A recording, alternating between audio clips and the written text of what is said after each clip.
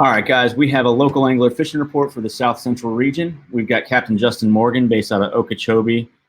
He is the guide you want to see when you go down to this area. Captain Morgan's Guide Service. Justin, how you doing, man? Doing good, Andrew. How are you? I'm doing pretty all right. I'd be doing a lot better if I was able to have that kind of wall behind me. But no, so tell me what's going on. How's the fishing been lately for you? And what do you see going on? Obviously bass are biting, but you know, where are they at? What are they doing? Bass are biting pretty good. You know, some days it's summertime fishing, so getting out there first thing in the morning, you're going to have your best success, you know, within the first couple hours. But after that, it's kind of, you know, it can be a grind at some points. But yeah, man, just first thing in the morning, the north end's been really good.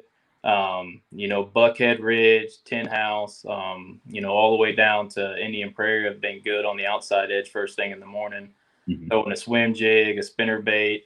Caught some on a spook this morning, and you know, some on a rattle trap and some boat cuts.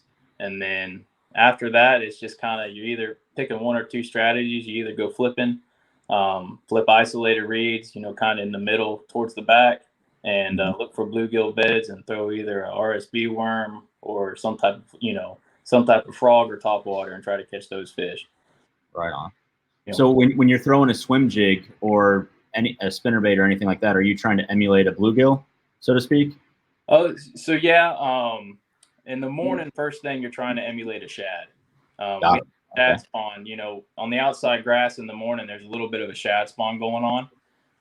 So you're trying to, you know, you're trying to emulate a shad. So that spinnerbait or that swim jig, you know, you're throwing something white. The spinnerbait emulates the shad coming over the grass because the blades are kind of kicking coming through it. So that's what you're trying to emulate there. And as you go back in the back, you can throw a swim jig more in like a brim color, and you know, or a popping frog or some type of speed worm or something like that that's going to emulate a bluegill or a shellcracker. Nice, man. No, that sounds awesome. So you're talking about swim jigs, spinnerbaits, popping frogs, all that stuff. Where's somebody going to go to get that stuff? They can go to Fast Break Bait and Tackle and get all that stuff there. You know, they got the Bass Assassin worms. They got everything. Popping frogs. So I mean, you name it, they probably got it. Awesome, man.